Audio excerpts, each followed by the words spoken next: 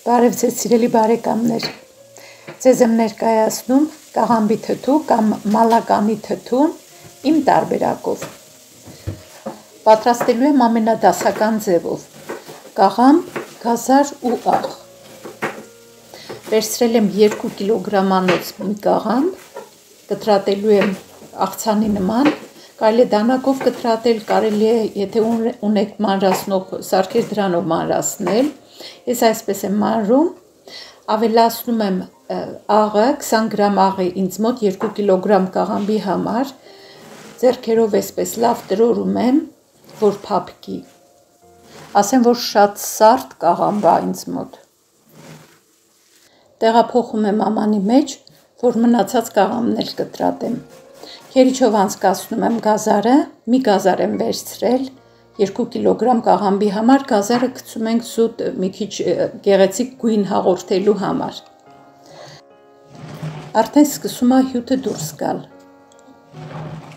Հիմա արդեն պետք է ամանի մեջ դասավորեմ, եթե դուք բանկա ունեք, կարող եք բանկայի մեջ տեղավորել, ես այս ամանի մեջ եմ տեղավորում, այսպես ձեռքերով սեղմում եմ,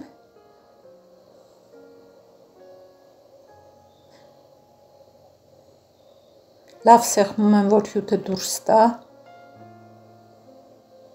հետո իհարկե ծանրոց եմ դնելու վրան։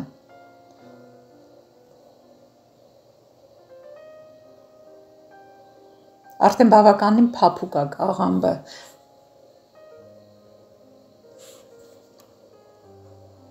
Ահա, այս մի փոքրն էլ լցնեմ, հյութն էլ վրան ավելացնեմ, ահա, այսպես,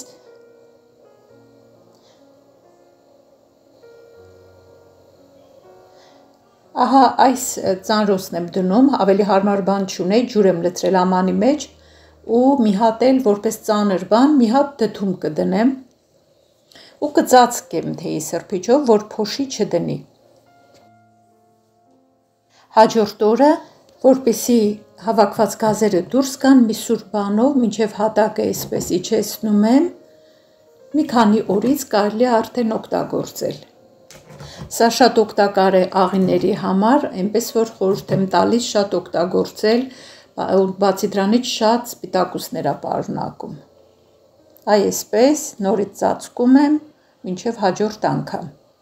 Շնորհակալություն մինչև վերջ դիտելու համար։